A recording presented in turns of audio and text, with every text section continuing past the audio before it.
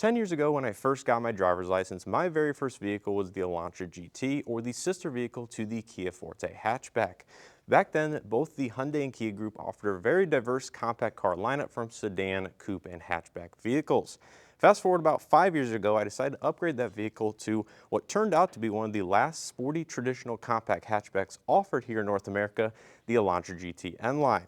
Well, today for 2026, Kia has revived a vehicle that I thought was certainly dead here in the North American market, the Kia K4 Hatchback. And today, Kia was kind enough to invite me up to Detroit, Michigan to check out the all-new 2026 Kia K4 Hatchback here in person.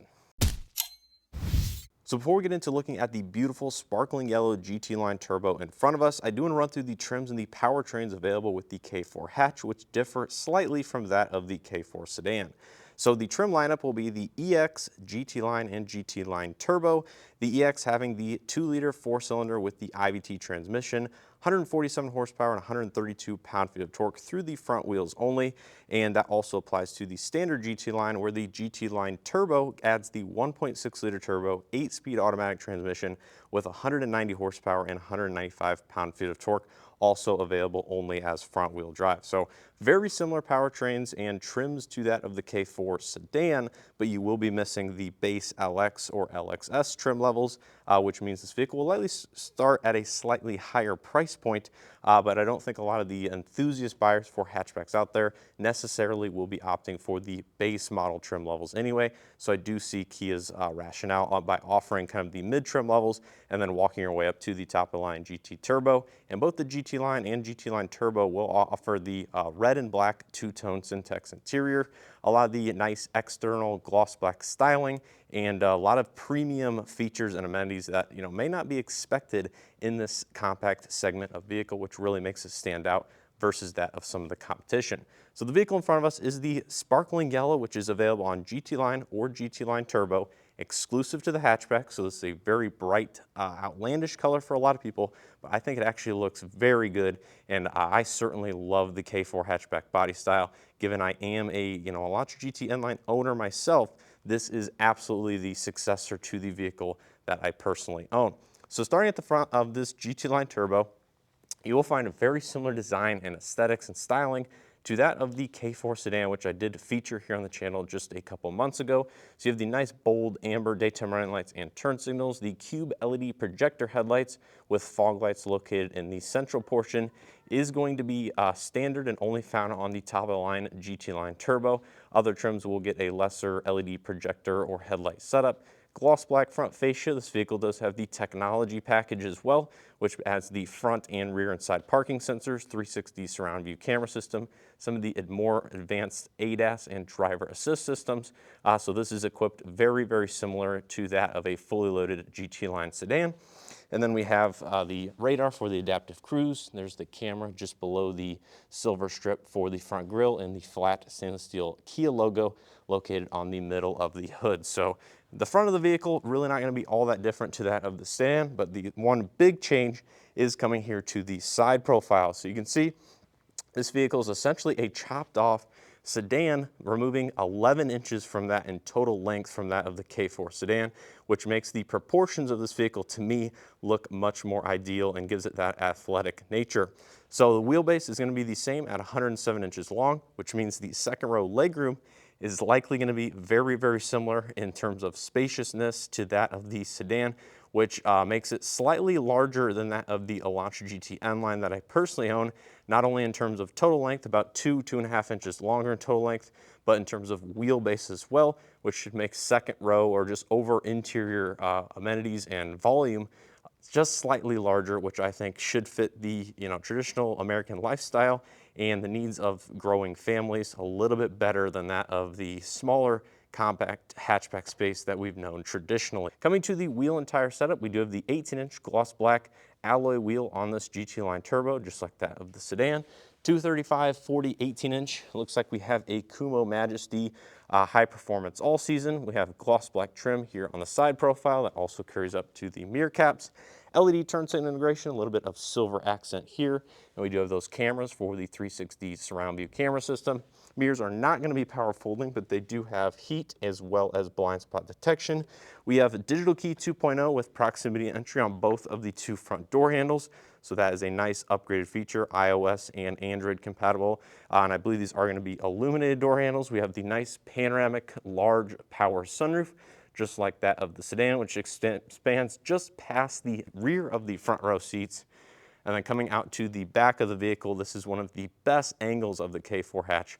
Looks absolutely phenomenal. I think the proportions and the overall design aesthetic just really do tailor to that of the enthusiast market, which Kia is targeting for this vehicle. So everything behind the rear doors is essentially going to be unique to the hatchback. So from the C-pillar rearward is all going to be unique. Nothing's really shared or carried over from the K4 sedan.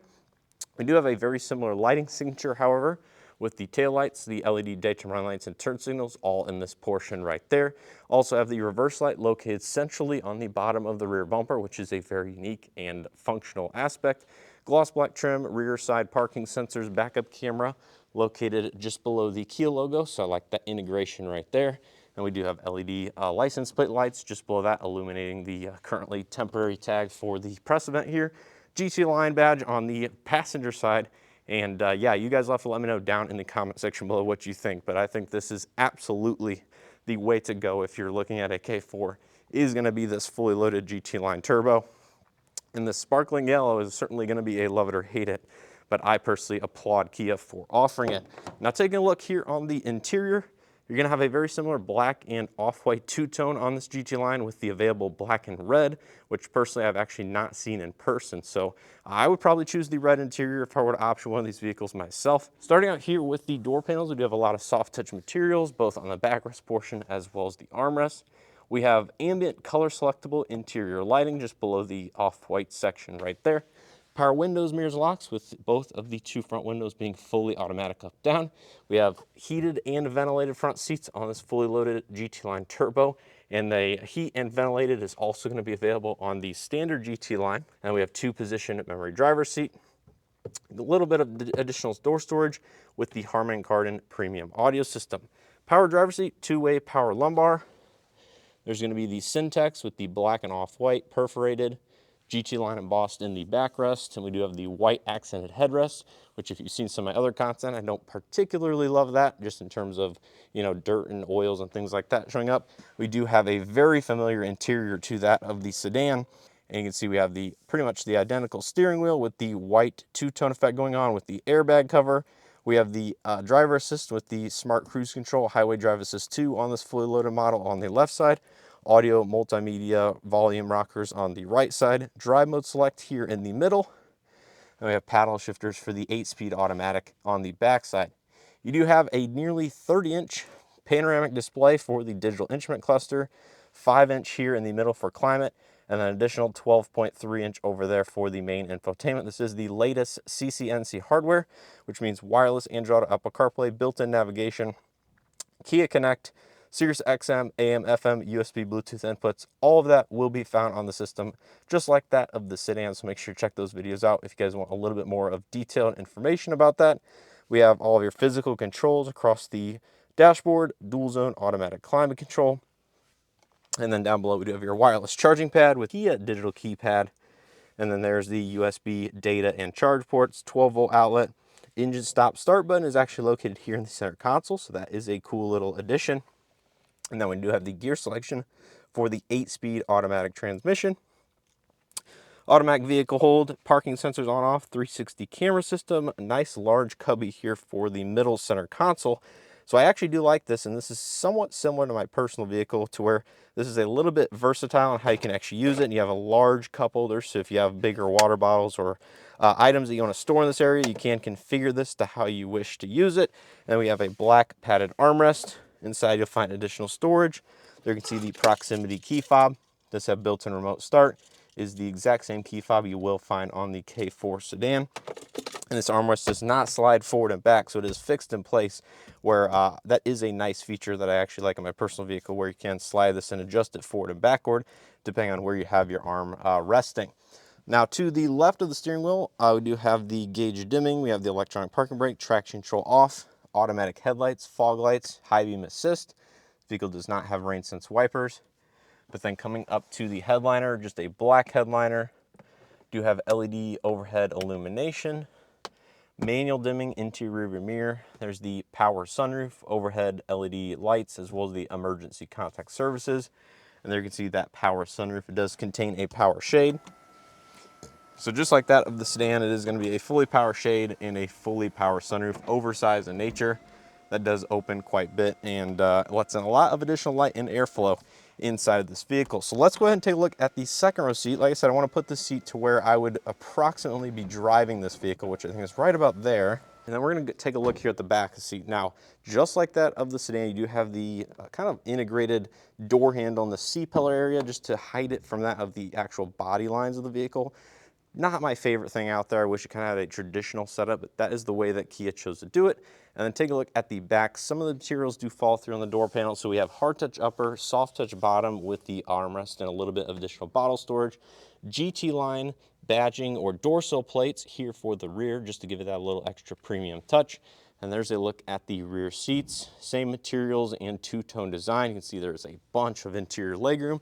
And then stepping inside, this is absolutely going to be one of the standout features of this vehicle. Behind my approximate seating position, I have, 4, 5, 6 inches of legroom, decent amount of footroom, although the feet are touching the tops of the seat there.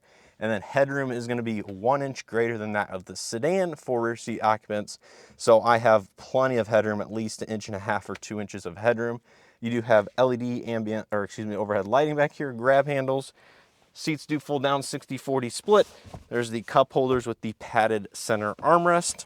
And then we have rear AC vents, 2 USB-C charge ports, a little bit of additional storage. Map net on the right side. And yeah, pretty much very spacious, compact hatchback that's going to be, to me, much more versatile and usable in comparison to that of the subcompact SUV class, in which a lot of people do cross-shop this segment of vehicle with. So if you're looking for something that you can use on a daily basis, as your primary vehicle that still does not compromise on any space or attributes or features, the K4 hatchback is absolutely going to give you that. Now take a look at cargo capacity of the K4. This is going to be one of the strong suits. I like the integrated hit and release there for the manual release liftgate. Now of course power liftgates are not really expected in this class of vehicle just due to packaging and the price points. But behind these second row seats with them folded up, you're going to find about 22.2 cubic feet of overall storage capacity, which is a touch less than that of my personal Elantra GT, but is still going to be competitive, if not slightly greater than that of some of those subcompact SUVs that are available on the market. Now, the real hidden treasure of this vehicle is when these second row seats are folded down, you're going to find over 59 cubic feet of total capacity, which is extremely good for a vehicle that is this physical size in nature, and they did a great job offering a lot of storage and cargo hauling capabilities. And like I said, you do have those 60-40 split folding seats. You have the fixed in place cargo privacy cover here. On the left side, it looks like you have a little bit of LED illumination as well as additional storage. On the right side, you have the subwoofer for that Harman Kardon audio system.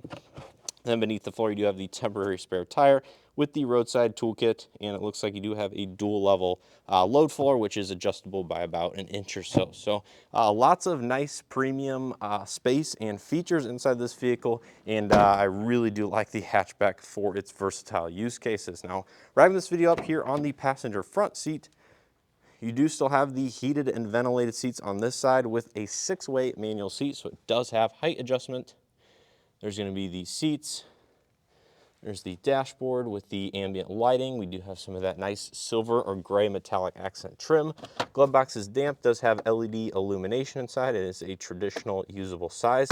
And that is basically going to be it here on the interior and exterior of the K4 hatchback. Like I said, this one is powered by the 1.6 liter turbo with the 8-speed torque converted automatic transmission.